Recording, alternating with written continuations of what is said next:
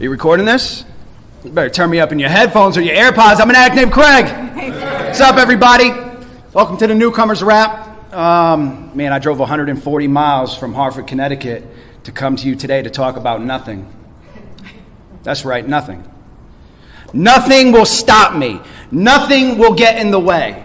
Nothing will prevent me from being able to live a life beyond my wildest dreams. And what I'm here today to talk about is to tell you what God did with nothing. That's right. This is the Newcomer's Rap. If you're a newcomer, welcome. If you're an old comer, welcome. If you're a sometime-timer, welcome.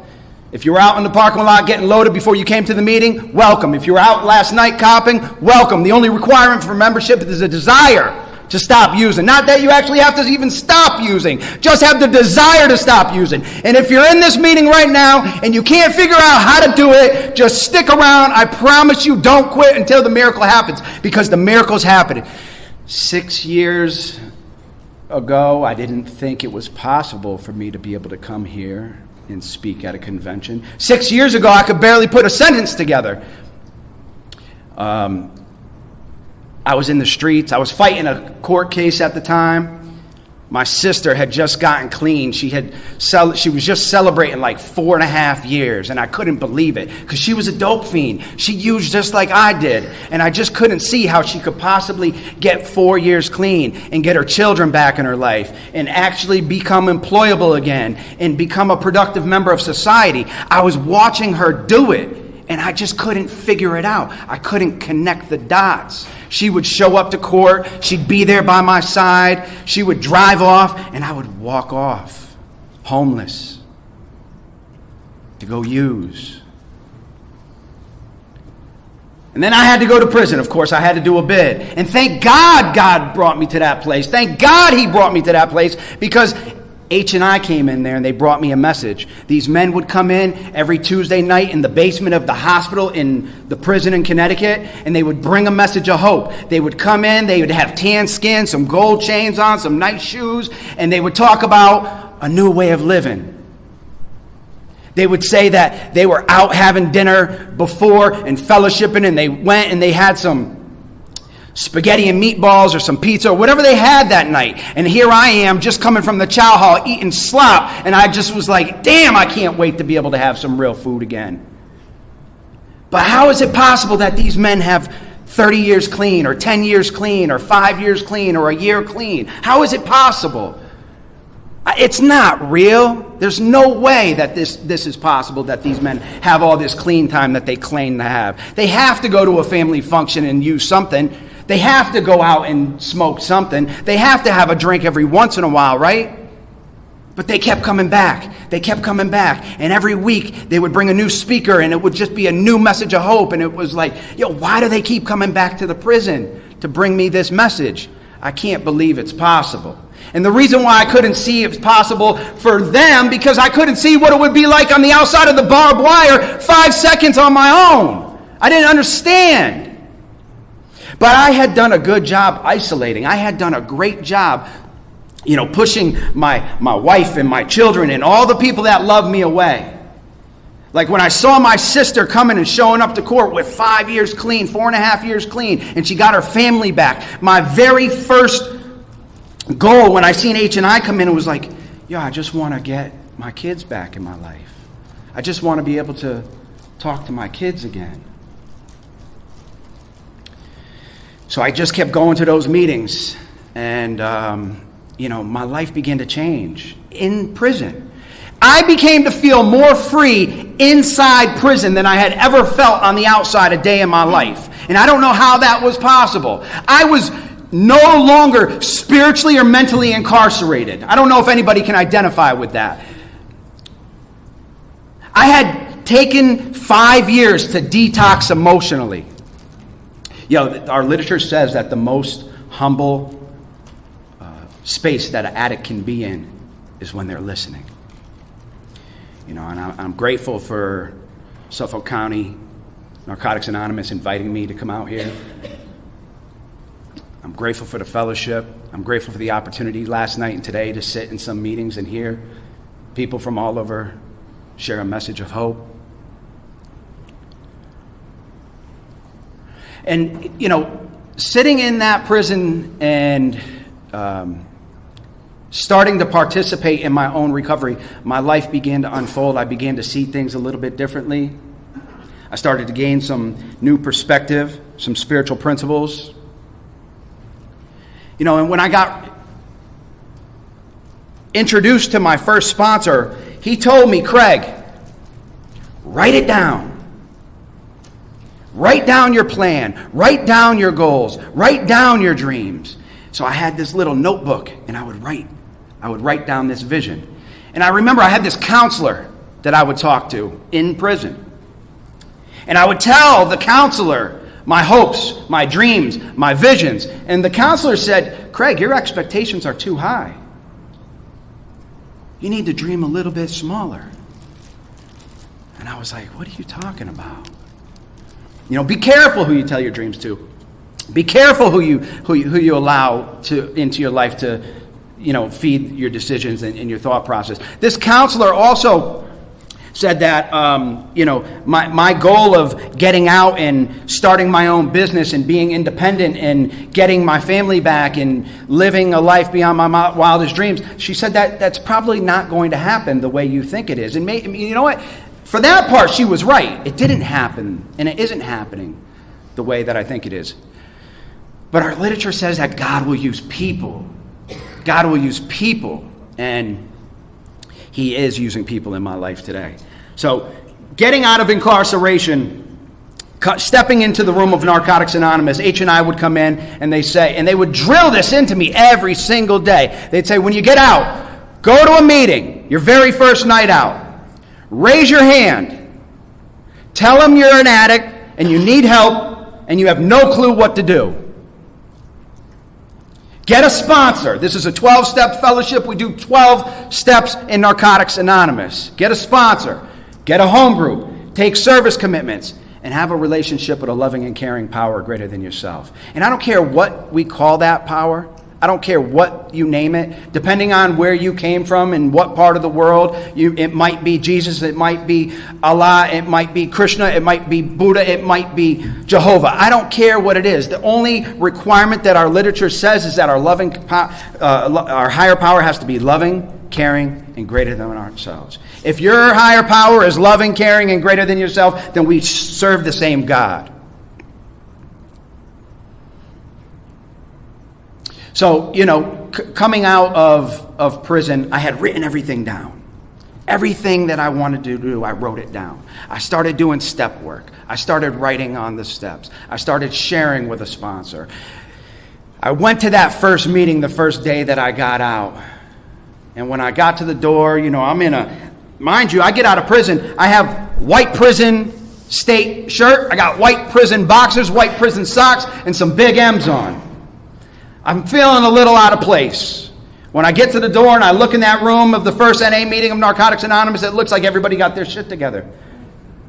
Everybody got new clothes on. Here I am with coffee stains from commissary on my shirt. But there was somebody at the door, and they gave me a hug, and they said, come in, you're in the right place, go get a cup of coffee, sit down. And I did. And I sat down and I started to hear people share, and I was like, oh, I'm definitely in the right place. Shit. And I could identify. I identified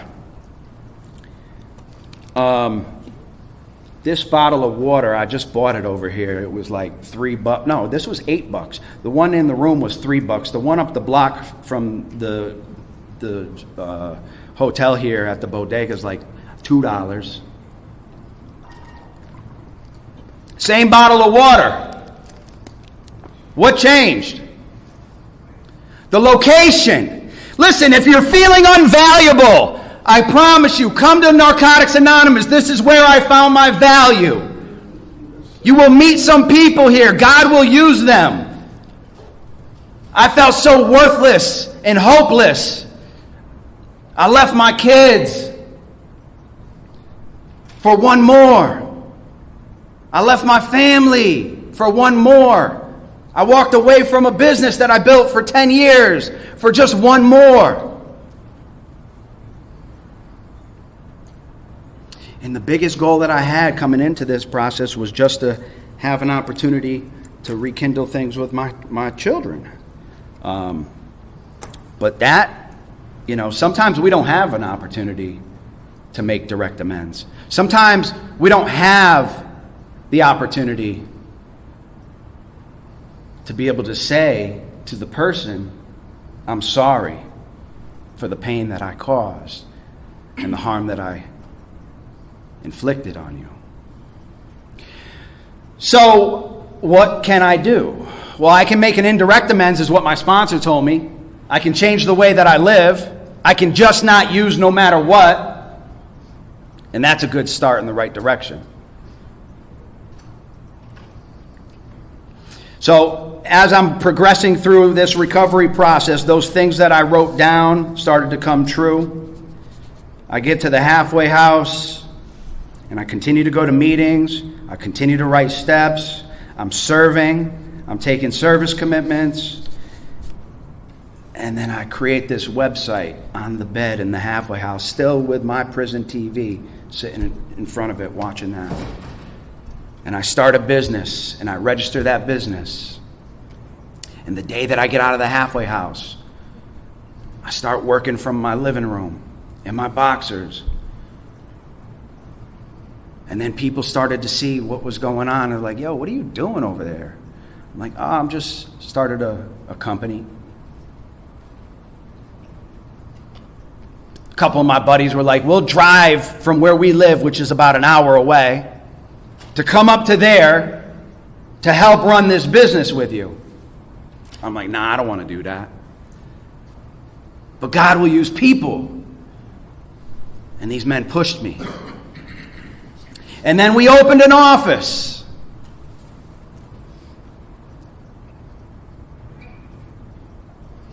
And now we have serviced and helped over 350 business owners since 2020. Like, we practice these principles in all our affairs, not just in the room of Narcotics Anonymous, not just when we're up here speaking and sharing. It's not right then and there. It's when I get on the outside of this room that this counts. It's when I get cut off on the way here and I don't react the way that I normally would. Or it's when I stop and see an old lady who can't walk and needs help getting in. Or when I see somebody crying and I just ask them if they're okay. I'm talking about integrity. When nobody's looking, when nobody's around, how will I respond? That's what this program taught me. This program has totally transformed my life. This program has done things for me that I can't even begin to tell you. Narcotics Anonymous, like I said, my sister, beautiful girl. I was so impressed with, the vision of hope that she was. If my own sister could do this, then it's possible that I could too. And unfortunately for my sister, it didn't work like that. She relapsed. And I saw the downward spiral. I seen it. And I saw how the tables had turned. And it wasn't the drugs that killed my sister. It was codependency. Because she had some strong recovery. But she just couldn't get away from the one that she loved, the guy that she loved. If he likes chocolate ice cream, she likes chocolate ice cream. Just so happens it wasn't chocolate ice cream that they liked. And when she went to the hospital and she had endocarditis because she was an IV drug user, and they told her that, if you leave this hospital without the treatment, more than likely it's going to harm you. But she just had to get home. She just had to get back to the house. She just had to go see where he was, what he was doing, who he was running with. And then I got that call from the hospital, Bay State in Massachusetts, and they said, yo, we need you to come down here. Your sister's here. And we had about 4 weeks together. The program taught me to show up for people. The program taught me that I could leave and drive an hour every single day from my office to that hospital, sit with her, get her the food she wants, pray with her, bring her a Just for Today reading, talk with her, listen to her, and then leave that and go to a meeting for myself. We had about 4 weeks where our mother was able to come in there that she hadn't seen in about 4 years, who she stole everything from. And we had an opportunity to make amends as a family. That was the first time that all of us were in a room together at one time. My clean date is April 19th, 2018. My sister took her last breath on April 19th, 2021. It was a bittersweet day. It was the day I was celebrating 4 years that day. You know, I wake up that morning, I'm ready to go. I'm at the barber getting a haircut.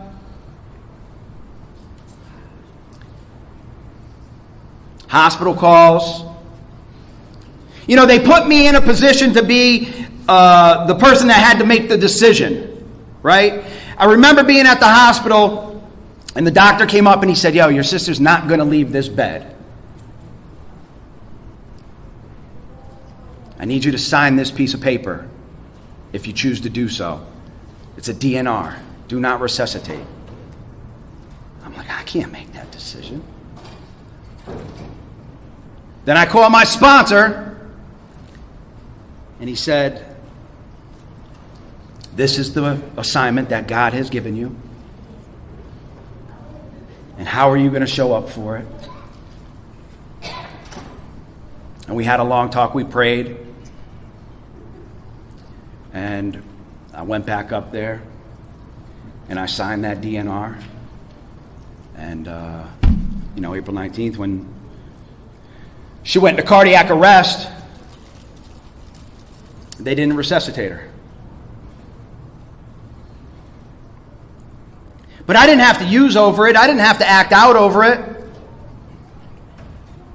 If anything, I was grateful for the opportunity to be able to be there with her through that time, to bring her to Rice and Beans, to go to the Cheesecake Factory, to go get that Sprite down at the vending machine.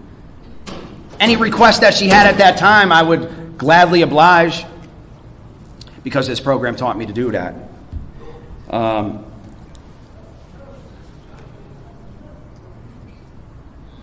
I got a question for you. How bad do you want it? Right? Do you want it bad enough just not to pick up ever again? Right? You see this shirt. You see what it says. Do you want it bad enough to wake up in the morning and Life on Life's terms shows up and the bill collector's calling and you got to pay child support for a kid you can't see? Insurance bill is late. Light's about to get cut off. Do you want it bad enough not to use in those circumstances?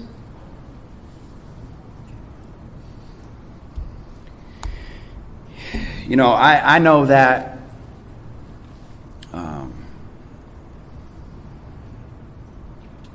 this program can work if I allow it to.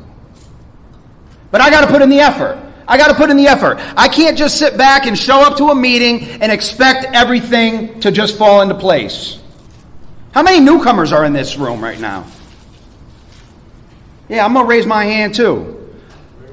When I celebrated 5 years, my sponsor gave me a bag of marbles. Right? And he said, in 5 more years, you're going to learn how to use these marbles. He said, congratulations, you're no longer a newcomer. But I don't agree with him. I don't agree with that.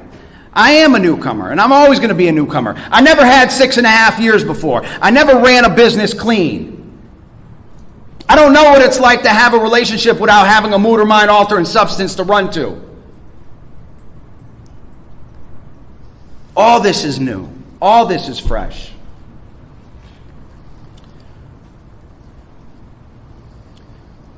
Throughout this process, I fought hard. I brought my ex-wife to court many, many times. 12 or 13 probably. Fought every single year to have an opportunity just to have a conversation with my children. And I can't even imagine what they went through. I can't imagine being in the home and Dad goes to prison and we're forced to uproot ourselves and go to a new school. We got to go live with Grandma and Auntie now. The man who was the protector and provider is no longer here.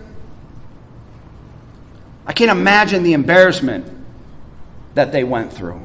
I can't imagine the harm that I probably caused. So it's no wonder why my own children wouldn't want to speak to me. It's no wonder why I haven't had the opportunity to make that amends. You know, step work is so important. Coming out of prison and finishing up my 12 steps for the first time, sitting down and finishing that 8th step, and then writing on that 9th step. You know, the 8th step, just having the willingness to make those amends. And I was willing to put the names on the list. I didn't know what it was going to look like to actually go and do it. And then sharing that 9th step at the church with my sponsor that night and going back into the car and thinking like, man, I feel pretty good. Now every day I start my day for an hour in prayer and meditation. I'll go to the gym, work out, go to my office, and then go to a meeting afterwards. This day in particular, though, was a little bit interesting because I went to the gym, and normally I would stop and get a protein shake at the counter on my way out. I didn't stop at the counter this particular day. I was like, I'm going to go to this new spot up the street that I seen that just opened up and get a protein shake there. But when I got there, it was closed. There was water damage in the ceiling, and I was pissed. I was like, damn, I just wasted all that time. And as soon as I step off the curb to go to my car, I see my mother and father drive by. Now, I haven't seen them in about 5-6 years at this point. Last time I saw them was outside the courthouse before I went to prison. That car backed up. My old man gets out. He's like, damn, kid. I heard you were doing this Narcotics Anonymous stuff, but you look good. Tell me about what's going on with this NA. And I knew it was in that moment. See, the God of my understanding doesn't make any mistakes. I knew right then and there this was the opportunity that I had been waiting for. I didn't think the old man was still going to be alive by the time I came out of prison. And he was like congratulating me and hugging me, and we were talking to my mom, and I'm like, hold on a second. I have to say something. I have to apologize to you. He's like, no. I was like, I have to do this. I have to apologize to you for the pain and the harm that I caused you.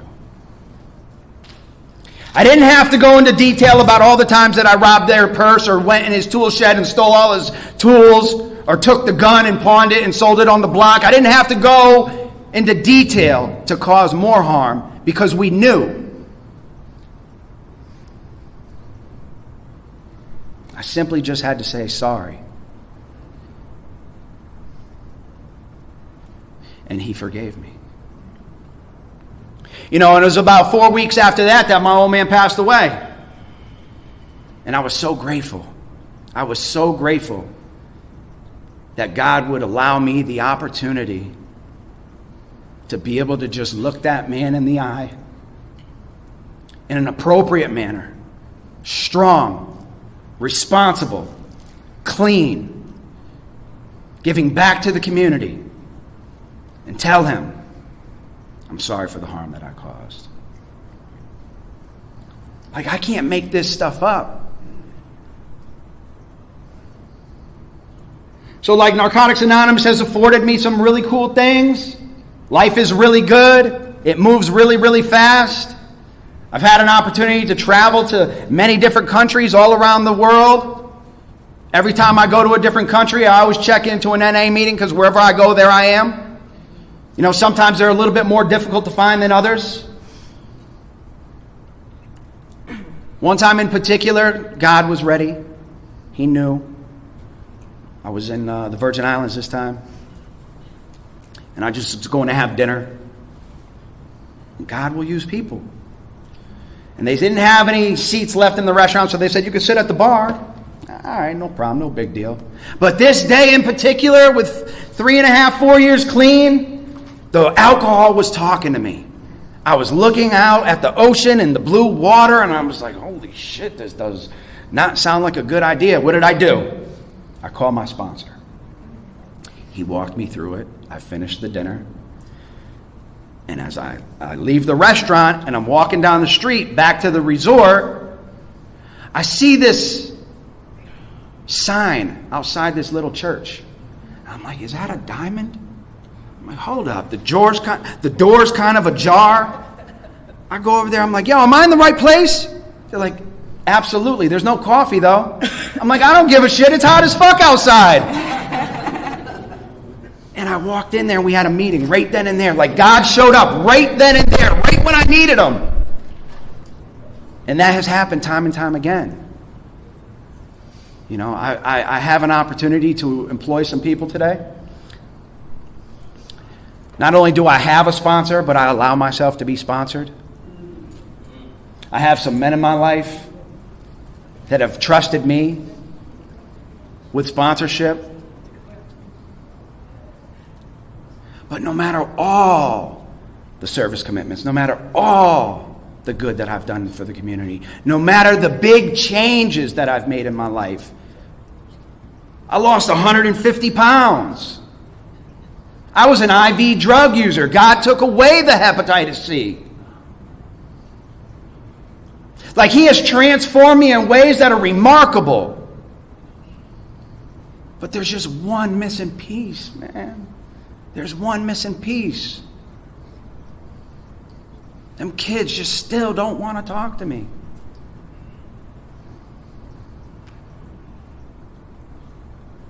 Write the vision down and make it plain. Sometimes when I write it down, it doesn't happen right away. But I promise you, when I write it down, it always comes true. God will set things in motion. New Year's Eve, I wrote down a vision. I was in Mexico, in Cancun. And I wrote a letter to myself, thanking myself for all the great things. And I wrote that letter as if it was me writing that letter in 2025. I haven't gone back to look at that letter yet, but I remember bits and pieces of it. And a lot of the stuff that I wrote has begun to come true. And it wasn't until New Year's Eve 2024 that I actually put in writing, this year I am so grateful for the relationship that I have with my children, without having a relationship with my children.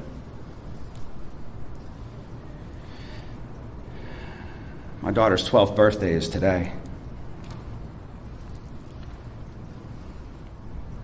I got a phone call from her mother last week. She asked her daughter what she wants for her birthday and Christmas this year. She said, I want to see my dad.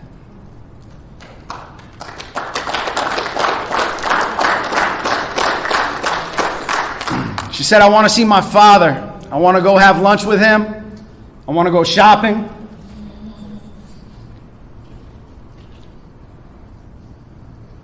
And last Thursday, I had an opportunity to take my little girl shopping for her birthday. It was a miracle, man. Don't tell me God isn't moving. Don't tell me God isn't real. Don't tell me the power that I serve is not amazing. He restored me from a homeless, convicted addict with countless felonies, hepatitis C, 150 pounds heavier than I am. And He has changed my life and allowed me to be in position to where I can help others. Long Island, thank you for letting me share. I love you.